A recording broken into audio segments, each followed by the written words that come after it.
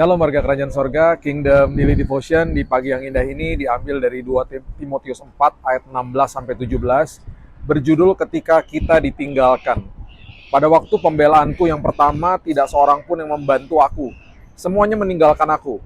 Kiranya hal itu jangan ditanggungkan atas mereka, tetapi Tuhan telah mendampingi aku dan menguatkan aku, supaya dengan perantaraanku Injil diberitakan dengan sepenuhnya, dan semua orang bukan Yahudi mendengarkannya. Dengan demikian aku lepas dari mulut singa. Nah, ini adalah ayat yang berbicara tentang ketika ada orang yang meninggalkan kita. Ketika seseorang meninggalkan kita, entah itu teman kita, anggota keluarga, atau bahkan pasangan kita biasanya merasa kehilangan, merasa tertolak, kebingungan. Bahkan mungkin juga terjadi kedukaan ketika ada yang meninggal. Penolakan, pengabaian, patah hati merupakan hal-hal yang tidak asing dalam berbagai kisah di Alkitab. Bahkan Paulus, salah satu rasul yang menulis lebih dari setengah kitab-kitab di Perjanjian Baru, menghadapi hal-hal ini saat dia ditinggalkan bahkan ditolak. Di saat-saat tergelapnya, ia menulis bukan tentang penghiburan dari teman-teman, tetapi tentang ketidakhadiran mereka. Namun ia tidak berhenti di situ. Ia segera beralih ke realitas yang lebih dalam dengan menulis di ayat bacaan yang barusan kita baca. Tetapi Tuhan telah mendampingi aku. Ketika seseorang meninggalkan kita, rasanya jiwa ini sepertinya tercabik-cabik. Pertanyaan kemudian muncul, apakah saya tidak cukup baik? Apakah itu salah saya? Apakah saya akan sembuh dari luka hati ini?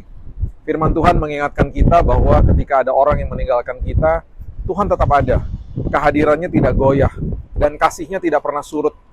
Dia adalah sahabat yang lebih dekat daripada saudara. Amsal 18 ayat 24. Pengalaman yang ia tulis di ayat bacaan hari ini, Paulus menyatakan bahwa ia tidak sakit hati. Ia berkata kiranya hal itu jangan ditanggungkan atas mereka. Paulus mengampuni mereka justru. Ini menggemakan perkataan Yesus di kayu salib ketika dia mengatakan, "Ya Bapa, ampunilah mereka." Ada sebuah kebebasan dalam melepaskan mereka yang telah meninggalkan kita ke dalam tangan Tuhan. Mazmur 27 ayat 10 mengatakan, "Sekalipun ayahku dan ibuku meninggalkan aku, namun Tuhan menyambut aku." Yesus pun ditinggalkan. Dia memahami hal itu. Namun dia tetap setia pada tujuannya. Membuktikan bahwa identitas dan misi kita tidak bergantung pada siapapun manusia di sekitar kita, tetapi pada siapa yang mengutus kita. Yohanes 6 ayat 66 menegaskan, mulai dari waktu itu banyak murid-muridnya mengundurkan diri dan tidak lagi mengikuti dia. Mengikuti siapa? Mengikuti Yesus. Dan luka hubungan yang paling dalam pun dapat dihibur oleh kasih Tuhan yang lebih dalam. Dia menerima kita, bukan dengan syarat tetapi dengan belas kasihan. Tuhan telah berjanji untuk tidak pernah meninggalkan atau melupakan kita. Itu sebabnya Bapak Ibu, yuk kita mengerti dan kita camkan firman Tuhan baik-baik. Semua kita pasti pernah mengalami perasaan seperti itu. Bahkan kedukaan, kita merasa hidup tidak adil.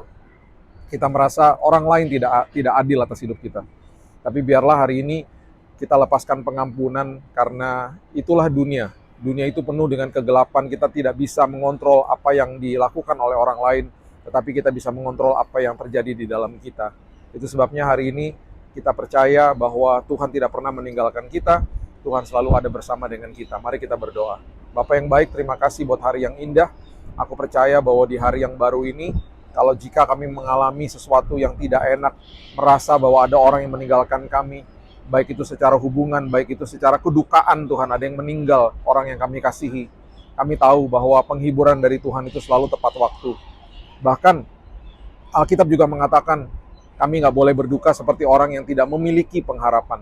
Karena satu hari kelak, kami akan berjumpa dengan orang-orang yang sudah Tuhan panggil pulang. Kalau hari ini ada seseorang yang meninggalkan kami, seseorang yang mungkin kami kasihi, mungkin kami merasa tertolak, mungkin kami merasa kami tidak baik, kami salah, dan lain sebagainya. Tuhan, penghiburan dari-Mu terjadi atas hidup kami hari ini. Biarlah kami lebih dahulu memohon maaf. Biarkan kami lebih dahulu untuk merendahkan hati. Biarkan kami lebih dahulu untuk berubah. Dan kami percaya apapun yang sedang terjadi hari ini, semuanya kehidupan kami dikuasai sama kasih Tuhan. Kasih mengalahkan segala-galanya.